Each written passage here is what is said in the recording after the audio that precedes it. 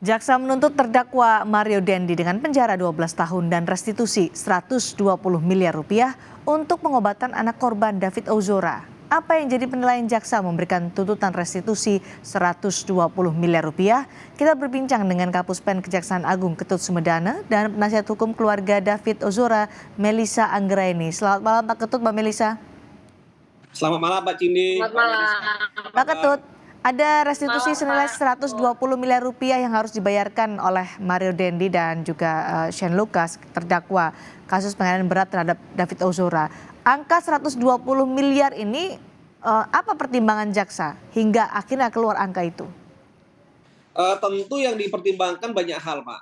Tidak hanya yang terkait dengan biaya pengobatan yang dikeluarkan oleh keluarga korban, yaitu termasuk juga perawatan psikologis yang traumatik yang mereka juga tanggung ke depannya, dan juga biaya-biaya yang bersifat imaterial. Dan juga kita mempertimbangkan biaya-biaya lain selama dalam proses penyembuhan yang bersangkutan seperti itu.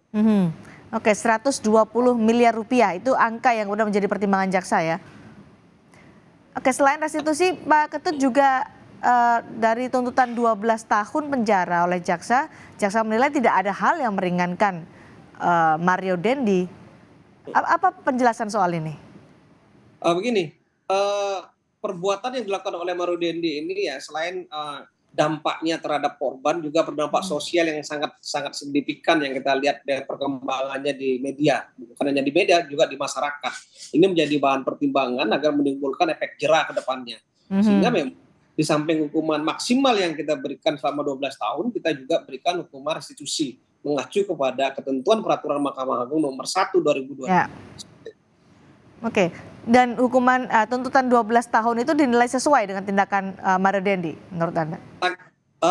Saya kira tidak, itu hal yang sangat wajar dan sesuai ya, karena kita di samping memberikan efek jera kepada pelaku juga akan memberikan perlindungan terhadap hak konstitusional anak sebagai korban dalam hal ini yang dialami oleh korban anak seperti itu.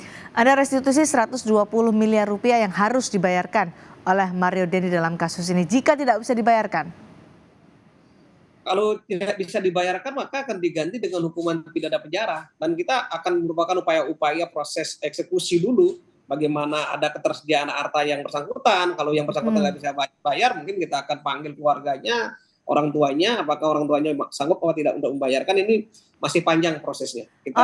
Orang tua Mario kan sempat bilang Pak Ketut bahwa anaknya dinilai sudah dewasa, jadi dia bisa membayar restitusi sendiri. Keluarganya menyatakan bahwa mereka sudah tidak punya lagi aset karena sudah disita oleh KPK.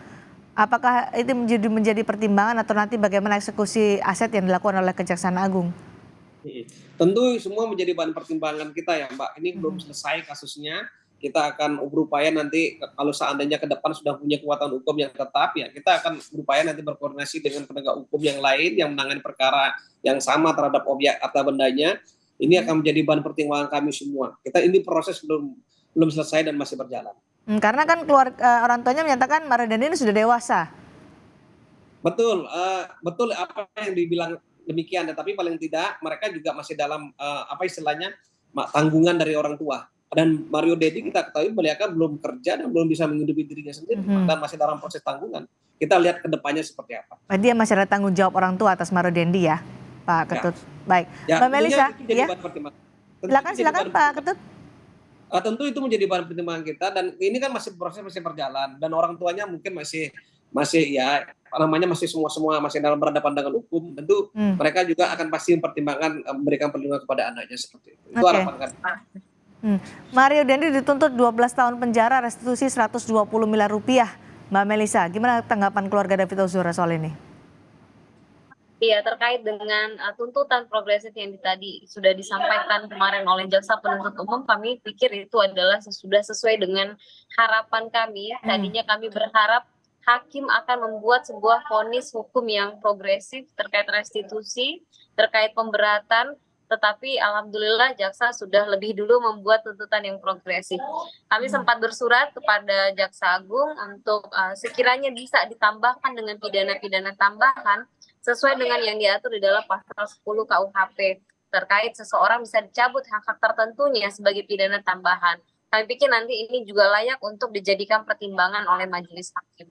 Oke, 12 Mengenai ya. restitusi, Mhm. ya mengenai restitusi tentu ini adalah langkah baik sehingga para pelaku tidak lagi menjadi kewenangan seolah-olah kewenangan mereka untuk menyampaikan mampu atau mau terkait dengan membayar restitusi. Namun ada langkah hukum bahwa ada konsekuensi ketika mereka tidak mau memenuhi itu. Namun memang kami agak kritik terkait dengan tuntutan yang diberikan kepada Shane, mengingat memang Shane ini juga cukup besar peranannya di dalam proses persidangan yang terungkap. Mhm. Ya, dan kami melihat kalau dilihat dengan putusan anak AG, artinya jaksa memandang Shane ini perannya lebih kecil. Mbak Melisa? Iya, halo. Oke. Baik. Jadi kalau tuntutan 12 tahun penjara untuk Mario Dendi, Anda menilai itu sudah dapat efek jerah seperti yang disebutkan oleh Pak Ketut tadi?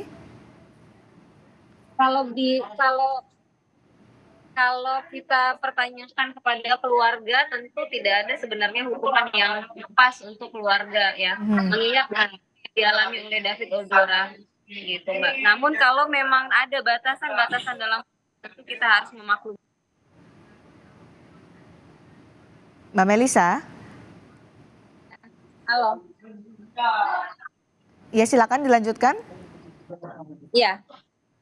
Kalau dipertanyakan kepada keluarga David Ozora, tentu kami sedari awal tidak ada yang bisa menggantikan kerugian apa yang dialami, penderitaan yang dialami oleh David Ozora. Namun kalau memang harus mengikuti aturan hukum bahwa tuntutan ancaman maksimalnya adalah 12 tahun penjara, maka kami harus menghormati hal tersebut. Namun tetap saja kami berharap terkait restitusi seperti yang disampaikan dalam narasi jaksa penuntut umum, jangan sampai korban ini mengalami ketidakadilan sampai 2 kali. Pertama ketika dilakukan penganiayaan itu, kedua ketika tidak lagi ada upaya-upaya untuk mengembalikan kondisinya terkait restitusi seperti itu. Angka restitusi 120 miliar juga sudah sesuai harapan keluarga? Kalau angka 120M memang dari awal kami serahkan kepada LPSK sebagai lembaga yang mendapatkan amanah dari undang-undang untuk menghitungkan hal tersebut. Sehingga berapapun kami rasa itu adalah kewenangan LPSK, ditambah lagi restitusi ini memang adalah hak anak korban, sehingga pasti disesuaikan dengan kondisi. Terlebih kami sudah keterangan dari saksi yang menyampaikan terkait dengan David ini kondisinya mungkin akan permanen, dibutuhkan kondisi-kondisi khusus, pengobatan-pengobatan yang cukup panjang karena memang memar yang ada di otaknya sifatnya permanen seperti itu.